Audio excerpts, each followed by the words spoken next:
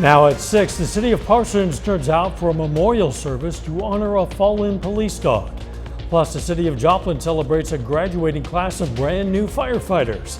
And Pitt State holds an event to showcase activities and organizations. The 4 states' most watched news starts now. The Parsons, Kansas Police Department holds a memorial service for a canine officer, a dog, 5 months after that dog's death. This is KOAM News at 6. I'm Dow Quick. Anthony Saviello attended the ceremony today and shows us just how much canine Kareem meant to his community.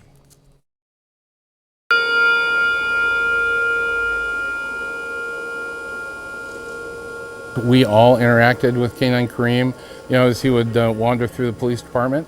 And certainly he was not a therapy dog, but the secondary benefit of having an exquisitely trained, animal like Kareem is that he also has a personality. More than just a dog. The best word to describe Canine Kareem: hero. He was also cross-trained as a tracker, and so he could track evidence. He tracked lost kids. He tracked missing seniors, who had dementia. So he truly was a guardian of the community.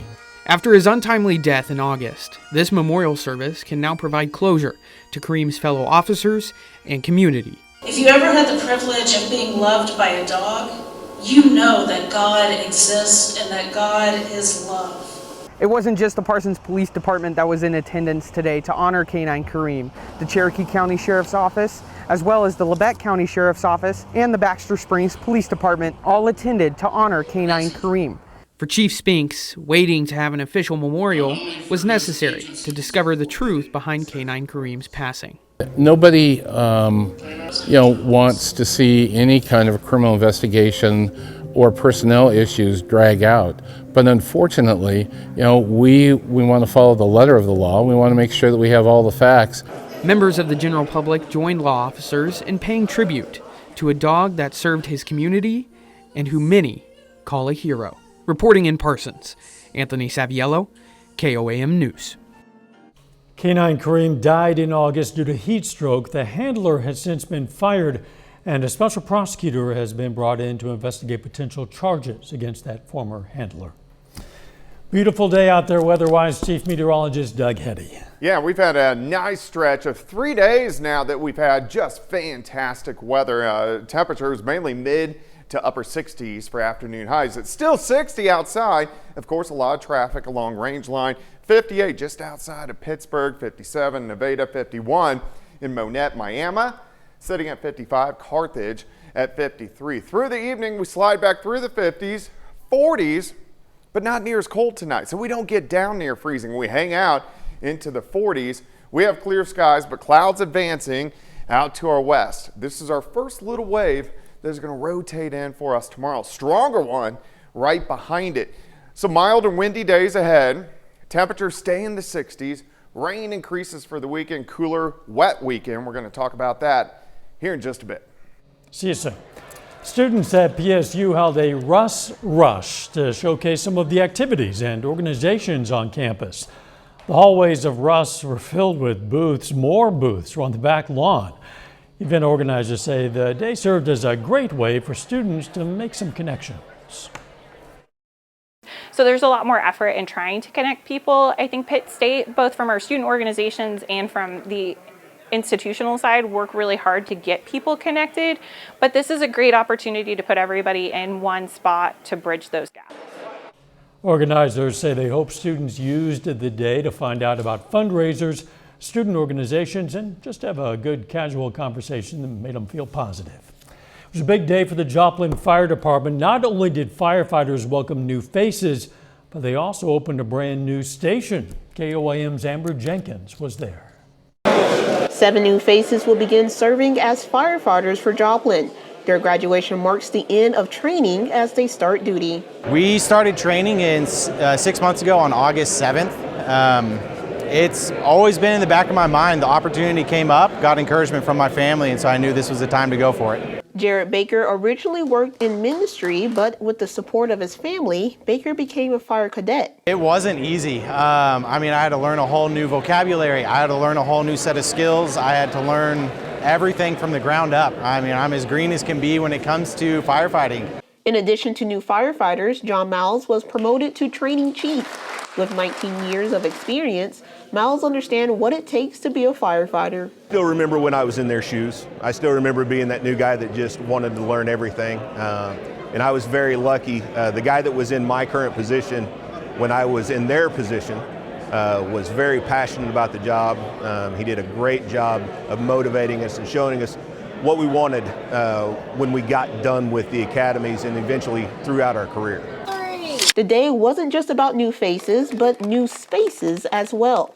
A ribbon-cutting ceremony was held to mark the opening of Station 7. 12 firefighters will be assigned to the $4.5 million facility, working 24-hour shifts as crews of 4. Station 7 location will serve as a resource for the industrial and hazmat needs. Reporting in Joplin, Amber Jenkins, KOAM News. All right, let's pray. The station and staffing are funded by the Public Safety Tax Initiative that was approved by voters in the November 2006 election. Gun Park in Fort Scott, Kansas has more trout today as the Kansas Department of Wildlife and Parks continues its latest restocking effort there. Some pretty big trout. The department has been stocking hundreds of trout since November, and it comes after the department made some changes to trout fishing season in the state. The season used to start on November 1st, now starts on December 1st, runs to March 31st. Officials say trout fishing is a great way to enjoy the outdoors. It's an excellent thing. It gives people a chance to get away from work, relax, enjoy the sun, catch some trout, have some time with Mother Nature, get away from their job. It's an important health opportunity. The department says the change in trout season comes after considering fish health and warmer water. Later in sports, we're less than a day away from the first pitch of MSSU baseball season. John's going to have a preview of the Lions opening day. But first, the GOP gets ready to caucus in the Show Me State. We're going to explain how this year will look a little different than past election years. Morning, Scott. This election year is going to look a little different in Missouri. KOAM Samantha Walker tells us what voters need to know about what's changed. Missouri voters may be used to voting in presidential primary elections, but that is changing. Of course, the Missouri legislature did not reinstitute the presidential preference primary, so in the state of Missouri, we're going to be a caucus state this year. Now Republican voters will have the opportunity to participate in a caucus on March 2nd. I guess this is the first time in my recollection that we're actually having where we're going to count the votes for that candidate, and that candidate actually will be the one that wins. On the day of the caucus, voters will choose which candidate they want to represent them. If it is an individual that has less than 15% of the vote, that individual will actually drop out, and those individuals will be able to align themselves with one of the other candidates. The Jasper County Clerk says the caucus serves the same purpose as a primary election. You know, the whole purpose of the caucus is just like the primary. The Republicans pull the Republican ballot so they can choose who they want to be on the ballot in November, as the Republican Democrats do the same thing. He says anyone wanting to participate in a Republican caucus needs to be prepared. You're going to have to register to vote prior to the caucuses. If you show up and you're not registered, you will not be allowed to participate in the caucus. In Carthage, Samantha Walker, KOAM News. To find out more information about the upcoming caucuses, including locations in each county in Missouri, go to our website. Of course, that's KOAMnewsnow.com. A little bit later, a couple of local schools hit the mat for the Battle on 59. John's going to have highlights from this Wednesday's wrestling match. Plus, we've had great temperatures. How long are they going to stick around? We're going to look at that coming up. Get early access. Live Center for the Arts.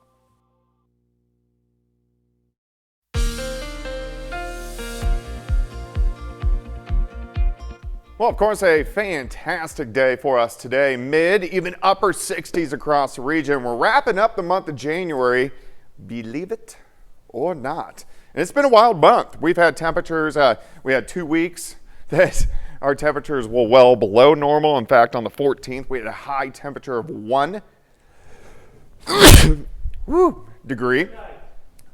Thanks, Mr. Quick. I knew you'd be on it.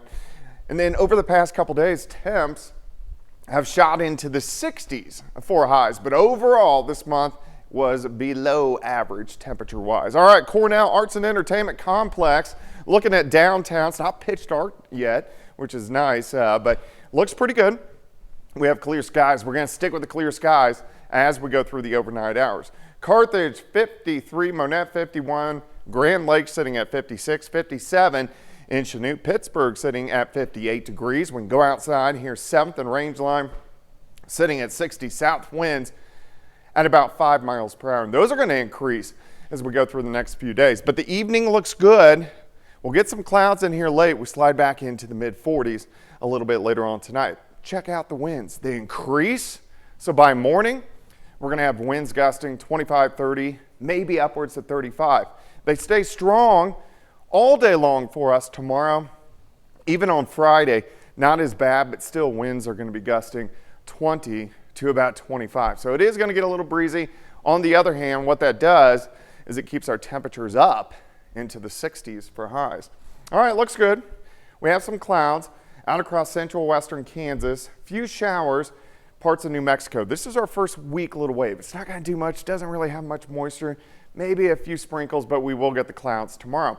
It's the guy behind it, much stronger storm system, the western third of the country. That system is going to change our weather up as we go into the weekend. So let's take a look at it. On Saturday, rain rolls in. It's going to be a wet weekend, not particularly heavy, just light rain, consistent throughout the day into Saturday night and Sunday morning. Let's go through the day on Sunday, kind of rotates on top of us. So rain all day Sunday, rain Sunday night. By Monday morning, it finally rotates out of here. Now, it's not going to be heavy, but we will take what we can get. I think a lot of areas will pick up half an inch of rain, maybe upwards of 3/4 of an inch. Could be a little bit heavier once you get into our western counties. Now, until this occurs, we look pretty good over the next couple days. We'll drop back mid 40s for lows. Clouds increase by morning, mostly cloudy skies. We'll go into the upper 50s to near 60 by noon. Then most of us, again, 65, 66 degrees for afternoon highs. Tomorrow night, we drop back only into the 40s and then mostly cloudy skies as we go into your Friday. Here's your day planner. 49 to start, 62 by noon. High temp, 67 degrees, which is hard to beat. 66 on Friday. It is going to be windy over the next couple days.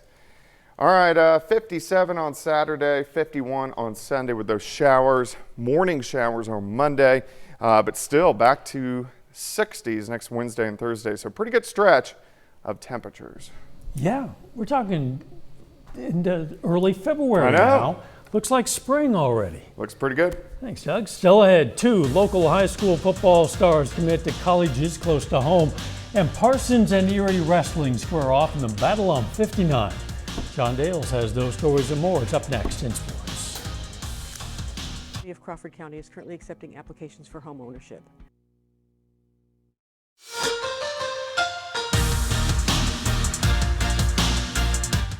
Missouri Southern softball is ready for 2024, and the Lady Lions hit the ground running. They play 5 games in 3 days this weekend in Hot Springs, Arkansas at the Ronnie Hawkins Mike McGee Memorial Tournament. Now, much like Missouri Southern baseball, the Lions softball team is coming off a fantastic 2023 season.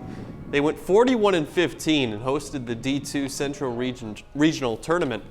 This year's group starts the season with 5 games in 3 days this weekend, and after an off-season full of ultra-competitive practice, Southern's ready to show what it can do in 2024.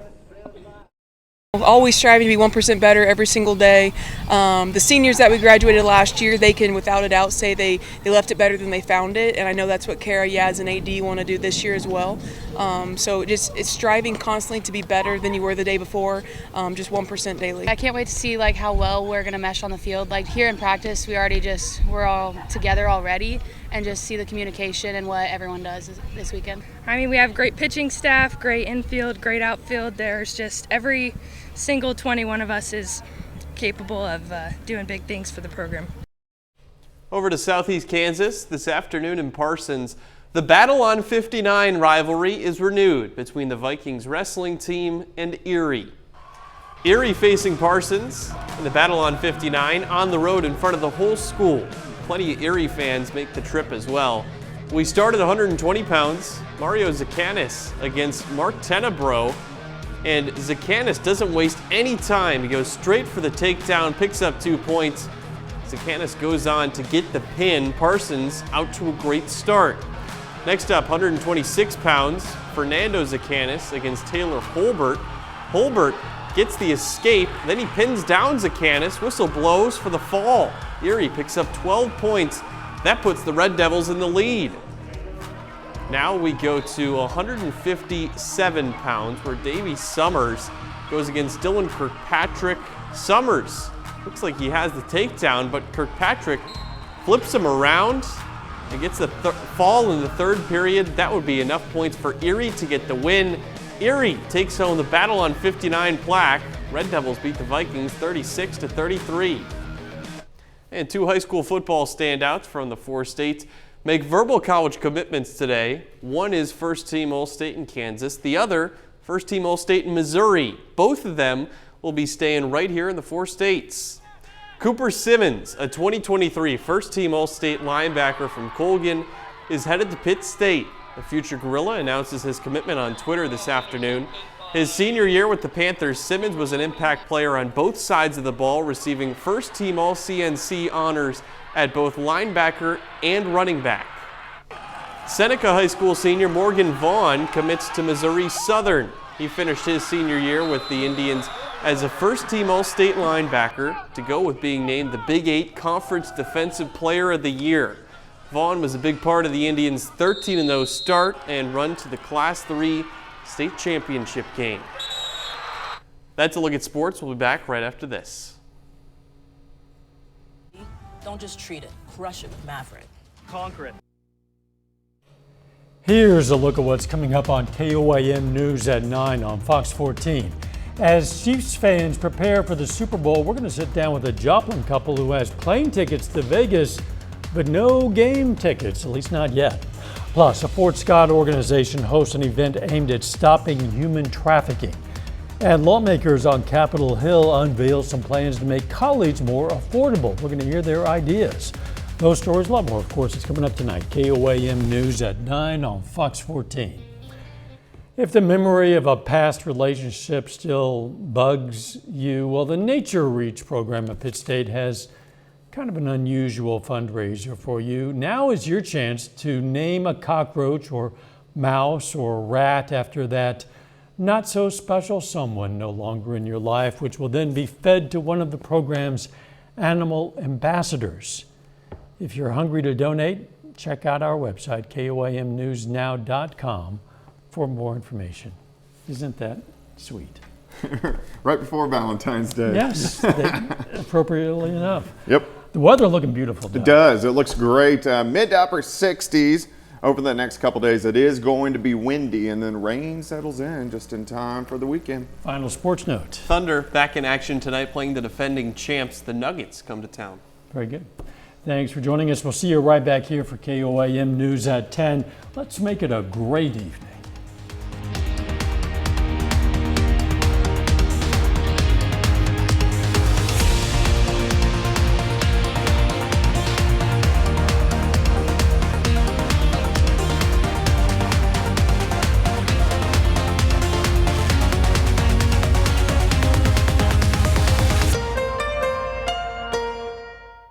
Captioning on KOA.